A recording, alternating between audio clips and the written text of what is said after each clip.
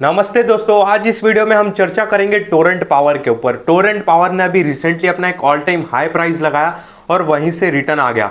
अगर स्टॉक की बात करूं तो स्टॉक ने एक साल में अराउंड 150% का रिटर्न दिया। अगर मैं ये जो गिरावट है इसको छोड़ दूं तो ऑलमोस्ट 150% का रिटर्न दिया है, यानी कि हमारा पैसा ऑलमोस्ट 1.5 गुना कर दिया है।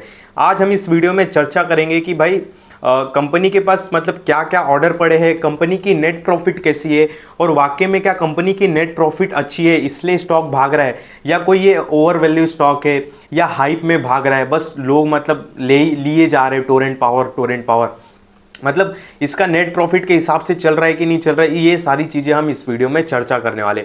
तो देख सकते हो अभी इसका प्राइस चल रहा है 1673 और इसका एक ऑल टाइम हाई प्राइस लगा था 1908 रुपये। वहाँ से ये करेक्ट होकर अभी 1600 1650 के आसपास घूम रहा है। इसका मार्केट कैप है 83,000 करोड़ के आसपास, यानी कि ये एक लार्ज कैप की कंपनी है और काफ़ी तगड़ी कंपनी है। और टोरेंट ग्रुप एक अपने आप में काफ़ी बड़ा है, क्योंकि टोरेंट फार्मा भी आता है जो मेडिकल से जुड़ी हुई कंपनी है, मेडिसिन वगैरह बनाती है। पर हम इस वीडियो में आज चर्चा करने वाले टोरेंट पावर के ऊपर। तो टोरेंट पावर का यहाँ पे मैं PDF खोल देता हूँ और थोड़ा ऊपर से मैं आपको बताऊंगा कि इनके पास कितने ऑर्डर पड़े हैं और क्या बोलते हैं कि इनकी नेट प्रॉफिट कैसा है। तो देख सकते हो कि ग्रो में शायद मेरे ख्याल से इनका जो ये था क्या बोलते कि मार्केट कैप वो काफ़ी कम दिखा रहा है 83,000 करोड़, यानी कि अपडेटेड नहीं है। इसमें देखो स्किनर में दिखा रहा है इसका ये टोरेंट फार्मा का खुल गया है। एक सेकेंड टोरेंट पावर, हाँ अराउंड उतना ही है, बराबर है। तो ये एक लार्ज कैप की कंपनी। नीचे आते तो डेप्ट है इनके पास 11,632 करोड़, पर इसके अगेंस्ट इनके पास रिजर्व भी पड़ा है, कैश भी पड़ा है, हम नीचे वो देखने वाले। ROC 14 का है, ठीक ठाक है, डिसेंट है बोल सकते हो। ROE 15 का आसपास है, तो ठीक ठाक है, डिसेंट बोल सकते हो। उसके बाद लास्ट अगर मैं 5 ईयर का सेल्स ग्रोथ देखूँ तो 15% है, पर लास्ट 3 ईयर का सेल्स ग्रोथ 30% है। 30% क्यों है? क्योंकि पावर का जो खपत है वो धीरे धीरे बढ़ती जा रही है, क्योंकि पॉपुलेशन बढ़ रही है। और रिसेंटली सरकार ने बहुत मतलब पावर सेक्टर को लेके काफ़ी सारे मतलब बजट भी लॉन्च किए और सरकार का काफ़ी फोकस भी है विंड पावर और जो hydro power, green energy power, इन सारे पे ज़्यादा फोकस है। इसके लिए ज़्यादातर जो पावर की कंपनी है लास्ट 3 से 4 ईयर में अच्छा ग्रोथ दिखा रही है। इसके लिए लास्ट 3 ईयर का सेल्स ग्रोथ इनका 30% के आसपास है, ठीक है। प्रमोटर्स की होल्डिंग काफ़ी अच्छी लगी 53 की, और नीचे और भी मैं आपको शेयर होल्डिंग पैटर्न दिखाऊंगा, वो भी काफ़ी इंटरेस्टिंग है।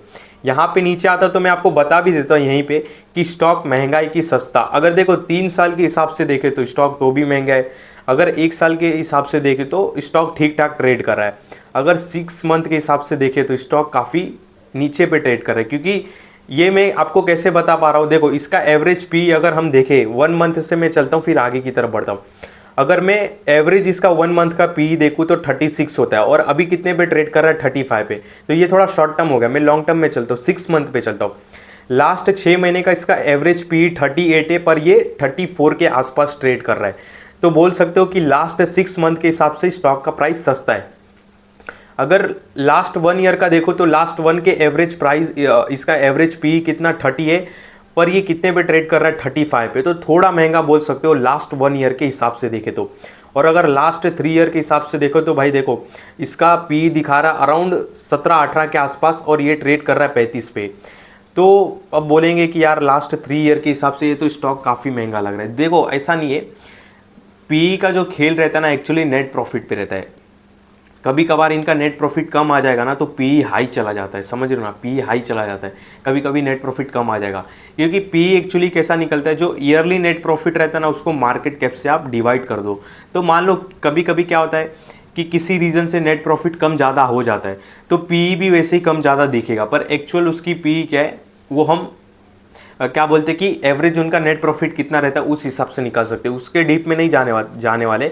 स्टॉक का प्राइस अगर हम चार्ट में देखेंगे तो खुद समझ में आ जाएगा कि ये ओवर वैल्यू है कि नहीं है, पर अभी के हिसाब से ओवर वैल्यू दिख रहा है, क्योंकि अपना ऑल टाइम हाई भी लगा है और करेक्ट भी हो रहा है, तो अच्छी बात है। यहाँ पे नीचे आते हो तो देख सकते हो, मैं क्वार्टरली रिजल्ट पे नहीं ईयरली रिजल्ट पे लेके चलूँगा आपको। अगर लास्ट में 2020 से देखूँ तो 2020 में इनका नेट प्रॉफिट था 1180 करोड़ के आसपास, और अभी इनका नेट प्रॉफिट हो गया 2360 करोड़ के आसपास, यानी कि 4 सालों में इनका नेट प्रॉफिट ऑलमोस्ट डबल हो चुका है, जो कि काफ़ी अच्छी बात है। 2022 में थोड़ी डिप आई थी इनके नेट प्रॉफिट पे, पर उसके बाद कंपनी ने काफ़ी अच्छा कमबैक किया है, तो काफ़ी अच्छी बात है। तो नेट प्रॉफिट तो इनका काफ़ी अच्छी तरीके से ग्रो रहा है। 387 करोड़ से इनका नेट प्रॉफिट बढ़ते बढ़ते आज 2360 करोड़ हो गया है, जो कि काफ़ी अच्छा है। मतलब एक ग्रोइंग कंपनी है, मतलब एक बोल सकते हो कि इस तरह कंपनी ग्रो हो रही है एकदम। बाद में नीचे आते, अभी तक तो ठीक है। अगर सेल्स ग्रोथ भी मैं बात करूं तो सेल्स ग्रोथ इनका 8000 करोड़ से बढ़कर 28000 करोड़ के पार हो गए, 28890 करोड़ के आसपास। यानी कि सेल्स ग्रोथ भाई बोल सकते हो कि 8 8 या 24 8 दिन 16 8 या 24, मतलब 3 4 गुना इनका सेल्स ग्रोथ हो गया, तो काफ़ी अच्छी बात है। यहाँ पे नीचे आते तो देखो इनके पास बोरिंग अच्छी खासी है 11,000 करोड़ की, पर उसके अगेंस्ट इनके पास रिजर्व भी पड़ा है कितना, 11,581 करोड़ का। और मेरे ख्याल से बोरिंग लॉन्ग टर्म बोरिंग रहेगा। जी हाँ, ये ज़्यादातर लॉन्ग टर्म बोरिंग है। अब मैं आपको समझाता हूँ। देखो लॉन्ग टर्म बोरिंग वो रहता है, लॉन्ग टर्म कर्जा वो रहता है जो कंपनी को 1 साल के बाद पे करना रहता है। और ये कर्जा क्यों लिया रहेगा, मैं उसका रीज़न भी बताता हूँ। इनके कई सारे प्रोजेक्ट चलते हैं और कई सारे इनके प्रोजेक्ट अंडर डेवलपमेंट है, तो उस प्रोजेक्ट को पूरा करने के लिए बैंक से कर्जा लेते हैं लॉन्ग टर्म के लिए। जब वो प्रोजेक्ट पूरा होगा, वो प्रोजेक्ट को सेल करे या खुद के लिए यूज़ करे या मतलब बिजली बेचे, तो जब उनका ऑपरेशनल हो जाएगा ना, तो फिर उनको पैसा आना चालू हो जाएगा, तो ये डेप्ट भी कम हो जाएगा। तो डेप्ट फ्री बोल सकते हो कंपनी को, आप डेप्ट फ्री बोल सकते हो, क्योंकि इनके बहुत सारे प्रोजेक्ट अंडर डेवलपमेंट है। तो उस प्रोजेक्ट को चलाने के लिए पैसे की नीड रहती है, जिससे कंपनी पैसा उठाती है, और ये हमको इसके लिए लॉन्ग टर्म बोरिंग में दिखा रहा है। लंबे समय के लिए पैसा उठा रहेगा। बाद में यहाँ पे नीचे आते तो देख सकते हो इनके पास अच्छे खासे, ये देखो इन्वेस्टमेंट भी करके रखा है इन्होंने। Cash investment in progress 2472 crore का इन्होंने इन्वेस्टमेंट करके रखा है इस ईयर में 2024 के। बाद में अदर असेस्ट में जाते तो इनके पास 419 करोड़ का एकदम कैश पड़ा है, रोकड़ा कैश पड़ा है। तो ठीक ठाक है, फंडामेंटल भी ठीक है, नेट प्रॉफिट भी ठीक है, अभी तक तो सारी बातें ठीक है। यहाँ पे नीचे जब आते तो देखो प्रमोटर्स के पास हाँ उतनी होल्डिंग है, कम ज़्यादा नहीं हुई है। तो 53% प्रमोटर के पास होल्डिंग है, 53% के आसपास। एफआईज के पास 8% की होल्डिंग है, और एफआईज ने लास्ट क्वार्टर से अपनी होल्डिंग बढ़ाई है, तो अच्छी बात है। यहाँ पे डीआईज ने अपनी होल्डिंग कम की है, और डीआईज की होल्डिंग निकल के गई है एफआईज के पास, तो काफ़ी अच्छी बात है।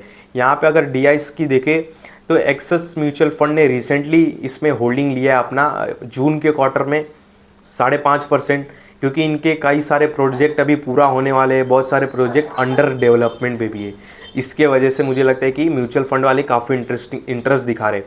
एसबीआई म्यूचुअल फंड देख सकते हो, इन्होंने भी रिसेंटली अपनी होल्डिंग बढ़ाई है 5.5% के आसपास। एलआईसी ने होल्डिंग अपनी स्लाइटली कम की है, एचडीएफसी लाइफ ने भी अपनी स्लाइटली होल्डिंग कम की है। तो होल्डिंग काफ़ी तगड़ी है। गवर्नमेंट की भी होल्डिंग है, किसकी होल्डिंग है, गुजरात गवर्नमेंट की होल्डिंग है, क्योंकि इनके बहुत सारे प्रोजेक्ट गुजरात में है, और ये गुजरात को बिजली भी देते हैं। गुजरात के एक दो नहीं 3 4 सिटी को, मैं आगे देखता हूँ बताता हूँ।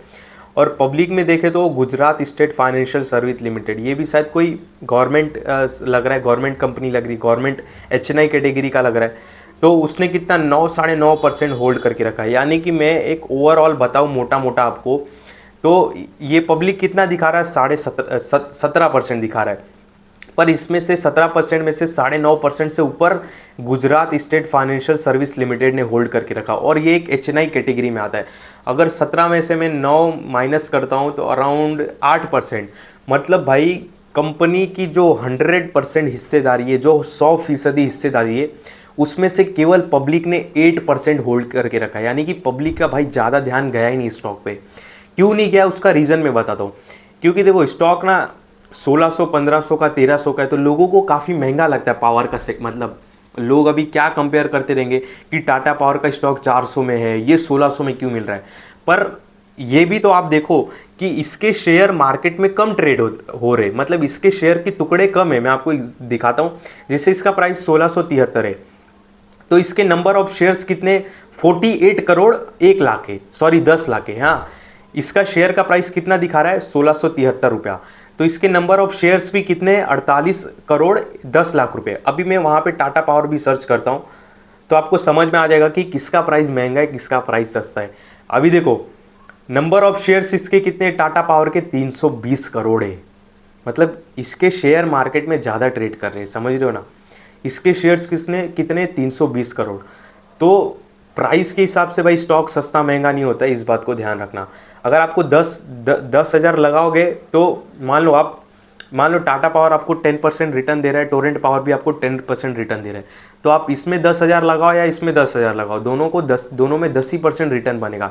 मतलब क्वांटिटी ज़्यादा आने से ये नहीं कि आपके रिटर्न्स बढ़ जाएंगे, समझ रहे हो ना। यहाँ पे टोरेंट पावर वापस आ जाता हूँ। तो अभी तक तो भाई सारी बातें ठीक है। यहाँ पे इनका PDF भी मैं ओपन कर लेता हूँ। यहाँ पे एक बार ओपन हो जाए, ये शायद डाउनलोड हो रहा है, तो एक बार डाउनलोड हो जाए फिर बाद में आपको दिखाता हूँ मैं इनके पास कौन से प्रोजेक्ट चल रहे नहीं चल रहे, थोड़ा ऊपर ऊपर से हम लोग देख लेते हैं। तो हाँ भाई PDF डाउनलोड हो चुका है। तो देख सकते हो कि टोरेंट पावर के पास हाइड्रो, विंड और सोलार ये सारे पड़े प्रोजेक्ट। मैं नीचे आपको दिखाता हूँ, इनका ग्रुप देख सकते हो, टोरेंट ग्रुप, टोरेंट पावर है, तो उसके बाद टोरेंट ग्रुप के अंदर टोरेंट गैस भी आता है, टोरेंट फार्मा भी आता है। उसके ऊपर नहीं जाएंगे। थर्मल में बात करें तो थर्मल में इनके पास 2730 megawatt state art gas based power plant है और 362 मेगावाट का कोल ऑफ बेस प्लांट है, तो काफ़ी अच्छी बात है। यहाँ पे सोलार में बात करें तो 368 मेगावाट पीक, ये MVP यानी कि मेगावाट पीक होता है, और 1 megawatt peak is equal to 1000 kilowatt होता है, ठीक है, इसको याद रखना। तो 368 मेगावाट पीक ऑपरेशनल कैपेसिटी वाला इनके पास सोलार पड़ा है और 1315 मेगावाट पीक अंडर डेवलपमेंट पड़ा है, तो काफ़ी अच्छी बात है। उसके बाद 460 megawatt peak CNI project under development, तो काफ़ी अच्छी बात है। दो प्रोजेक्ट इनके अभी तक दिख रहा है अंडर डेवलपमेंट है। बाद में विंड में बात करें तो 921 मेगावाट ऑपरेशनल कैपेसिटी वाला इनके पास पड़ा है अभी विंड, और 1237 मेगावाट प्रोजेक्ट अंडर डेवलपमेंट है, मतलब आने वाले समय में हमको दिखेगा। यानी कि जैसे जैसे इनके जो प्रोजेक्ट है ना अंडर डेवलपमेंट में से ऑपरेशनल होंगे ना, तो वहाँ से इनको नेट प्रॉफिट जनरेट होगा। इसके वजह से म्यूचुअल फंड वाले काफ़ी इंटरेस्ट दिखा रहे इस स्टॉक में। और 100 मेगावाट का CI प्रोजेक्ट अंडर डेवलपमेंट है, तो काफ़ी अच्छी बात है भाई। बाकी नीचे आते तो यहाँ पे देख सकते हो कि इनके पावर जनरेशन कहाँ कहाँ पे है, मतलब कितने सारे हैं। यहाँ पे लिस्ट पूरी लिखी हुई है, जैसे जामनगर में विंड का है, कच्छ में विंड का है, कितने पावर का, ये सारा लिखा हुआ है। बाद में यहाँ पे देख सकते हो अच्छे से लिखा है, सोलार का है, कोल का है, ये सारी चीज़ें लिखी। कोल का कहाँ पे, साबरमती अहमदाबाद में है। इन सारे स्टेट में फैला हुआ है पावर जनरेशन, मतलब यहाँ से करते। विंड का ज़्यादातर मेरे ख्याल से ये सूरत, हाँ ये द्वारका जामनगर, हाँ सूरत से ही ज़्यादा करते। बाद में पाटन, सुरेंद्र नगर, हाँ इनका गुजरात से ही ज़्यादा बिजनेस आ रहा है, देखने के लिए मिल रहा है, मतलब पावर जनरेट कर रहे हैं। तो ये सारे PDF में बहुत सारी चीज़ें आपको जानना है, PDF तो मैं आपको सेंड कर दूंगा। बाकी ये सारे कुछ प्रोजेक्ट यहाँ पे मैं आपको दिखाता हूँ। ये देखो, ये जो सारे प्रोजेक्ट है ना, हाँ ये सारे प्रोजेक्ट ये दूसरों के लिए बना रहे, कितने कैपेसिटी वाला है देख सकते हो। और बाद में ये इन सारे कंपनी को बेच देंगे। SECI, ये जाके गूगल पे सर्च करोगे तो फुल फॉर्म इसका पता चल जाएगा। MCEDCL, ये शायद महाराष्ट्र की कंपनी है। तो ये सब इनके सारे जो प्रोजेक्ट हो जाएंगे तो इनको सेल कर देंगे, और प्रोजेक्ट का कॉस्ट देख सकते हो। तो काफ़ी कुछ है भाई इसमें बताने के लिए, इतना डीप तो मैं नहीं जाने वाला हूँ। तो ये हो गया ओवरऑल, इनका बिजनेस काफ़ी तगड़ा चल रहा है, ऑर्डर्स वगैरह काफ़ी अच्छे पड़े हैं, और काफ़ी सारे प्रोजेक्ट इनके अंडर डेवलपमेंट में। तो अभी तक तो भाई सारी बातें ठीक है।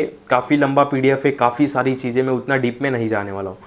और यहाँ पे अगर मैं बात करूँ, यहाँ पे मैं इसका स्टॉक खोलता हूँ, ओपन करने दो। तो भाई ओपन हो जा, एक बार ओपन होने दो, फिर हम इसके प्राइस के ऊपर भी जाते हैं। पंडे, टोरेंट पावर, टोरेंट फार्मा नहीं भाई, टोरेंट पावर, हाँ। तो भाई चालू हो जा, किधर गया इसका प्राइस, 1100, 1200, भाई ओपन ही नहीं हो रहा है, लगता है अटक गया। अच्छा लोडिंग हो रहा है, ये लोडिंग हो रहा है, हाँ ठीक है हो गया लोड। तो देख सकते हो ऑल टाइम हाई लगा के अभी करेक्ट हो रहा है स्टॉक। सपोर्ट बोल सकते ये कि इसका सपोर्ट निकल के आता है 1630 का, आपके सामने मैंने लगा दिया ये, क्योंकि यहाँ से बार बार ये रेजिस्टेंस ले रहा था। तो इसका ये सपोर्ट बन जाएगा 1630 बाद में, और दूसरा सपोर्ट इसका ये बन जाएगा 1466। ये 1-2 सपोर्ट बना सकते हो। और काफ़ी मार्केट में कुछ तूफान आया तो तीसरा सपोर्ट कुछ ये बनता हुआ हमको दिखाई दे रहा है। तो ये हमारे 3 सपोर्ट बन गए। तो मुझे नहीं लगता है 1300 तक जाएगा, पर 1500 तक तो आना चाहिए। 1600 है, 1600 एक बार छू के आ गया, ये 1630 यहाँ से वापस बाउंस बैक हुआ 1673। तो पहला वाला ही सपोर्ट लग रहा है काफ़ी स्ट्रॉन्ग है 1630 का। 1630 1600 ये सारे लेवल्स काफ़ी अच्छे लग रहे हैं। तो देखो भाई, टोरेंट पावर काफ़ी तगड़ी कंपनी है, काफ़ी मस्त कंपनी है। मार्केट कैप भी काफ़ी खतरनाक है, काफ़ी सारे प्रोजेक्ट अंडर डेवलपमेंट है। बाकी पावर की डिमांड बताने की ज़रूरत नहीं कि इंडिया में पावर की डिमांड किस तरह आगे बढ़ के चल के होने वाली, क्योंकि बहुत सारे गांव में अभी तक बिजली नहीं पहुंची है और सरकार कोशिश कर रही है बहुत सारे गांव में बिजली पहुंचाने की। तो और भी कुछ डीप बताने की ज़रूरत नहीं कि पावर सेक्टर से जुड़ा हुआ है, तगड़ी कंपनी है, डेप्ट फ्री कंपनी है, एक बड़ा ग्रुप है, एक्सपीरियंस काफ़ी है सारे सेक्टर में। मतलब सारे सेक्टर में बोलने का मतलब कि थर्मल भी इनके पास पड़ा है, विंड भी पड़ा है, सोलार भी पड़ा है, सारे पड़ा है, कोल बेस भी एक दो पड़े, तो अच्छी बात है। तो ये था टोरेंट पावर के ऊपर एक वीडियो, जो भी मैंने आपको बताया एक एजुकेशनल पर्पस के हिसाब से बताया। इस वीडियो में आपको कोई भी बाय सेल का कॉल नहीं है, ध्यान देना। जो भी मैंने आपको सपोर्ट वगैरह दिखाया वो केवल जस्ट एजुकेशनल पर्पस के हिसाब से बताया। इस वीडियो में आपको कोई भी बाय सेल का कॉल नहीं है, इस बात का ध्यान देना।